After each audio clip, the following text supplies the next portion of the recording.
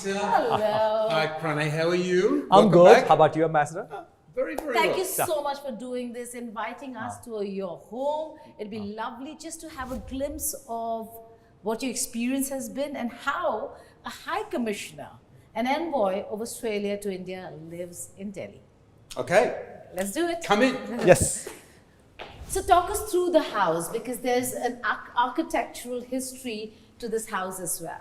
There's an architectural history, but this is also a part of Australian diplomatic history. So this is Australia's first purpose-built ambassador's residence in the world. Oh.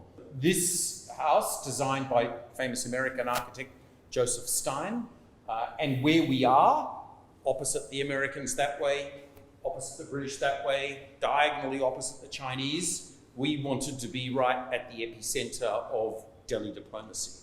And so this And global diplomacy. See, Indeed. you have the British, Yes. you have the Americans, and you have the Yes. Chinese. What? No, so this is our centerpiece, and we're very proud of. This is a work by an Australian Indigenous artist called Christian Thompson. Okay. So we're focusing very heavily on indigeneity in our diplomacy. That's very important to us. Indigenous people in Australia are the longest continuous culture of all time. They've been on the planet for 65,000 years. All of the flora is Australia, and that's actually Christian in the middle. Or Dr. Thompson, I should call him. He's an Indigenous Australian man. He's a graduate of Oxford University. He's a major critic and opinion former in our art and cultures. A lot of indigenous art that you bring to the table, but you adding that with contemporary to show Australia today is contemporary, modern, but keeping its values and cultures alive. And do we have any photograph, shot by an Australian photographer, but of the Indian culture, nature? Or have you anything? done it so Or have far? you Because done? we're going to talk about your experience in India now.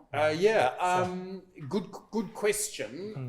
What we do have is some Australian curators who've been important in ensuring that the earliest works of Bollywood have been properly curated. Wonderful. Wonderful. So that we could talk about. But Australian shooting India, apart from my own trip here 40 years ago, Okay. I don't have any of that. Okay. 40 years ago. Yeah, so I first came to India that long ago. I was a young man, and I travelled You by... still look young. I'm a young man, and I travelled by bus and train from Calcutta to Jaisalmer. Oh, wow. And it was one of the formative experiences of my life. In terms of performance, you're looking at a lot of states, you're engaging a lot of ministers, a lot of government officials. Which state do you think has done very well for India and has potential? Well, let me mention two. So the first one would be Karnataka, because... Yay, Karnataka. Yeah. Oh, really? Her I state. had no idea. Yeah. So, as you know, many Australian firms have set up global capability centres, especially in Bangalore. And at least 35,000 Indian workers are directly working for Australian companies in those GCCs every day. And so, that's become a centre. There's now a direct air service between Sydney and Bangalore, run by Qantas. So there's a huge amount of activity there.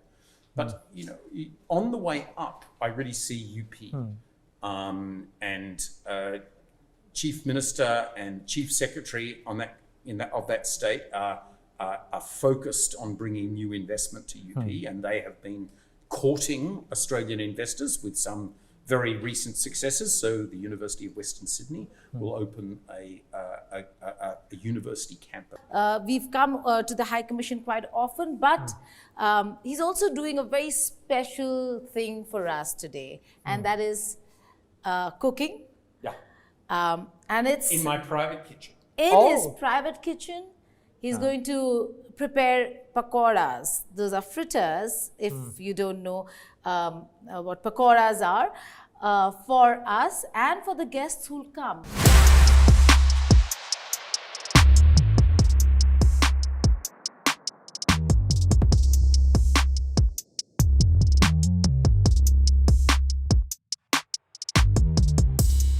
High Commissioner, how often do you cook? It's 3-4 times a week. Oh, So we would entertain or be out 3 or 4 times a week, and then but when we are not, you know, Susan and I, this kitchen is the way in which we relax and enjoy ourselves at the end of the day. Oh yeah, not bad. It's going to work. Have you traveled to Jaipur? Another city with a lot of color. About 10 times. okay. All right. And now we are here at the round table discussing Australia-India relations, but also much more than that. And joining us are experts from the field. We have Pramit Pal Chaudhary, who's joining us. He's South Asia Practice Head, Eurasia Group. Yeshi Seli, who is Consulting Editor, Business India. Nikhil Naz, Sports Editor, India Today Group. Pranay Upadhyay, Deputy Editor, and myself over here. We'll begin with Pakoras have also joined. and the pakoras have joined us that the High Commissioner just prepared for us. So we'll enjoy a nice conversation over pakoras, coffee and chai. Yeshi, you can start off the conversation if you wish. So tariffs is the biggest point of discussion right now in India. You know that the US has slammed 50% tariffs, and on the in a stark contrast, the tariffs between India and Australia are absolutely low. I think from January of next year we'll have 0 tariffs for Australian products. What's your take on it? Do you think that this is the way forward for the world to facilitate bilateral or multilateral trade partnerships? What would you like to say? And I have a second small question, if I'm allowed to ask. Of course. Is the Quad Summit happening this year, and when do you think it's likely? On the tariff issue, I'm not sure if I may add a point that does Australian market has an appetite to take the more Indian exports? Well, look, the answer to all those questions is yes. First of all, Australia profoundly believes in free trade. Tariffs are a tax on consumers, and they cause inflation and they reduce growth. So for us, with our key trading partners, and not least with India, we have a strong ambition to further reduce tariffs. So you're right, under our AUKUS agreement, Australian tariffs for all Indian goods entering Australia will be 0 from next year. Right. And Indian tariffs are also reduced for Australian exporters, but we think we can do more.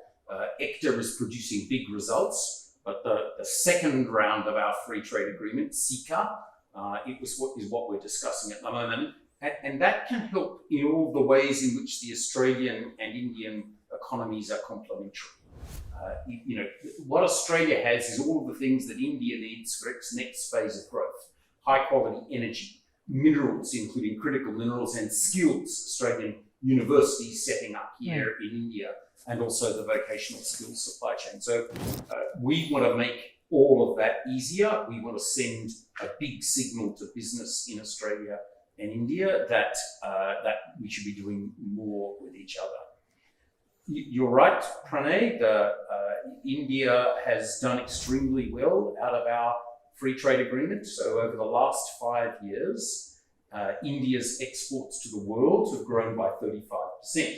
That sounds pretty good. But Indian exports to Australia have grown by 66%. That's So exports to Australia are growing at nearly twice the rate of Indian exports to the world.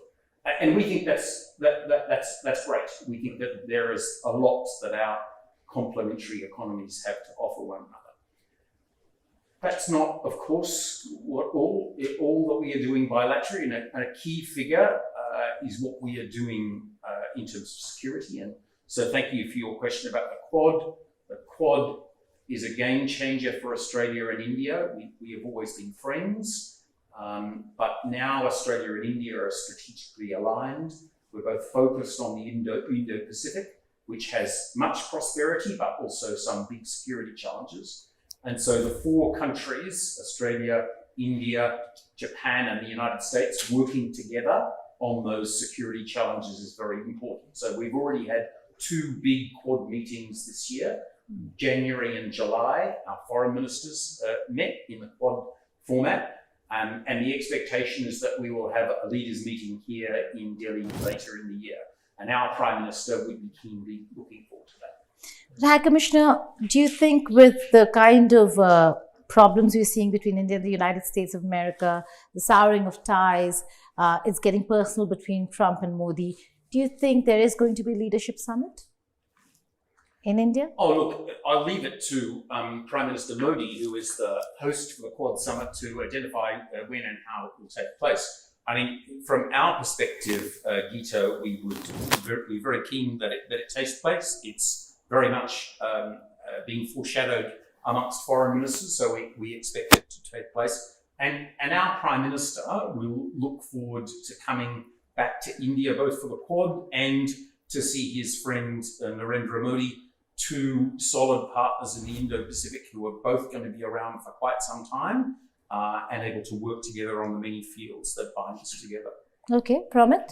And I believe it will also be an opportunity for your Prime Minister to meet President Trump for the first time physically, right? That would be right. That would be a good opportunity for our 2 leaders to get together. But is Quad, again, a viable option right now for the Indo-Pacific, or are we looking at a future where countries are going to look at bilateral security cooperation rather than a multilateral forum where you have Trump who could actually put an entire format in disarray? Well, look, all sorts of diplomacy are valuable at this time. The bilateral format, the mini-lateral format, which is what the Quad is, and the multilateral format. So, on the bilateral side, we're very focused on, in particular, the Indian Ocean and the Eastern Indian Ocean. If you think of Australia and India's strategic geography, that's where it overlaps. And that's a key choke point between the South China Sea and the Indian Ocean. Maritime domain awareness is a big focus there, and that's why we are developing a maritime domain awareness roadmap with India. So the bilateral is important. The mini-lateral is important because that allows 4 major democracies of the Indo-Pacific to come together and say there are some things that we stand for and there's things that we stand against. We're very much for free and open access, for freedom of navigation. We stand against coercion of all sorts. And we stand for the sovereignty of individual nations. So those 4 democracies standing together, as they have already twice this year, to say that that's important, we will be there. And then when you look at the multilateral format, and here I'm really thinking of the ASEAN plus format, and you know that the ASEAN countries normally meet together with the other 10 key dialogue partners, of which India is a part. That brings together a large constellation of partners who can deal with some of the challenges that we're looking for. So all of these formats will be important. But High Commissioner, for any arrangement to work, you need a policy predictability. And what's happening currently regarding the AUKUS, Australia, UK, US arrangement. In that, US has indicated that they are going to review this partnership. And at a time, Australia and UK have forged a 50-year-long green-long treaty. So how do you see this arrangement? Quad is not very old arrangement, but now there are questions of doubt about the Quad, whether the summit will happen or not. AUKUS promoted by the United States, but now they are reviewing it. Well, you talk about predictability. I think, frankly, it was predictable that Mr. Trump would choose to review AUKUS. That's natural. He's a president who, on the face of it, was clearly going to do things differently. AUKUS is a very big deal. And so it would make sense for a new US administration to take a look at it. We're not worried about that. We think that the AUKUS arrangement stands well, and we think it will stand the test of scrutiny, and scrutiny is a good thing. But on this question of reliability and predictability, I think this is really important, because this is where Australia wants to project itself at this moment. Okay. We are a stable, reliable, supportive and constructive face in our region. And this is a key message that we're giving to the states of ASEAN, and it's a key message that we're giving to India. In a world which is becoming more unpredictable, Australia is a face of stability and will be an earnest friend of India going forward. Well, when it comes to predictability, diplomacy has various aspects. One certainly would be, and the predictables between Australia and India would be culture, sports, Nikhil, Ved, people to people. He's one in our team who's actually traveled a lot to Australia and has much to share. But when it comes to sports diplomacy, should it go beyond just cricket? Because I hear cricket and my ears now bleed. The newsroom every day, it's only about cricket. Yeah. So I'll save you the trouble and not talk about cricket. The one thing that's really fascinated me. Are there any other sports really from it? Yes. Plenty. I mean, I've been lucky enough to go to the Sports Institute in Canberra and see a lot of other sports as well. And I think that's something that I'd love to talk to you about. But before that, since we're sipping a cup of coffee, and this is something that I've really been fascinated about Australia. It's not a really coffee growing region as such, but the coffee culture, they're incredible, so robust. I wonder whether there's a business opportunity there. There's some very good coffee that's grown in south of India, and I know.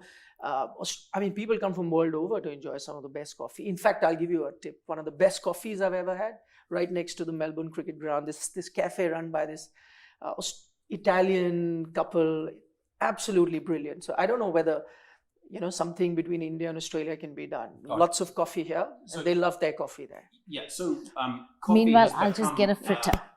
Coffee has become a national focus for Correct. Australia. Yeah. And I think let's just talk about the reason why that has come about. Because when I was a young person, it's a big focus on people getting together and drinking alcohol in Australia. But our drink driving laws became quite severe. And so it was very difficult for people to choose to go out and have a few beers and then drive. And also we have this influx of Southern European migrants, especially from Italy, but also from Greece and other places, that brought high quality coffee making to our country. You're right, we don't produce much coffee.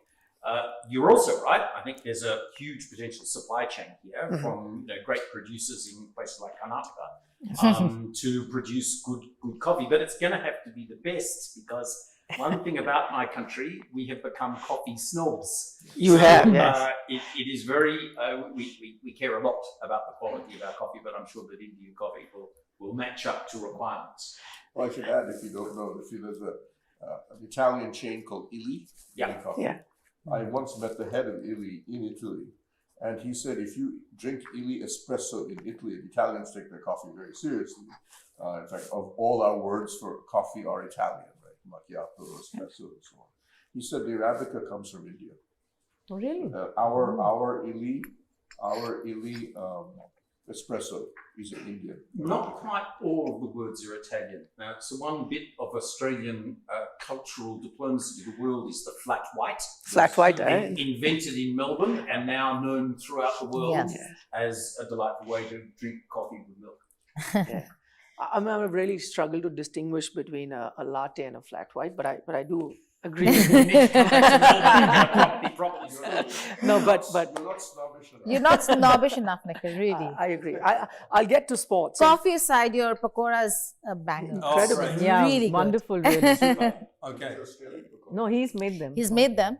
What the other, Yeah, the the one other on the thing, top. I mean, So they are Australian. even in terms of I'll have to pull them. food and cuisine, I think Melbourne is one of the cities that I tell a lot of people, connoisseurs about food. Melbourne is a place to visit. All sorts of food is available, and that's the other thing that I've seen changed in the last couple of decades when it comes to some nice fine dining restaurants that have emerged in Australia? So, I mean, this is something very special about our culture. When I grew up, that was not true in Australia.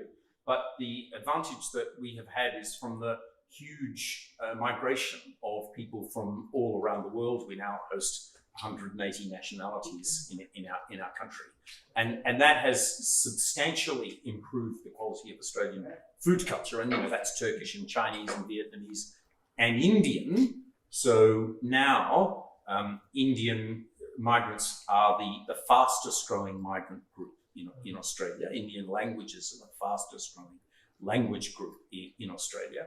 1 million people of Indian origin live in Australia. Might not sound like a lot to you. To us, we've only got 26 million, so that's a lot of people. So, and that is also part of the evolving Australian food story. Yeah, and I'll get to sports, and I'll try and avoid cricket. No, you can't. Please. This was just in jest.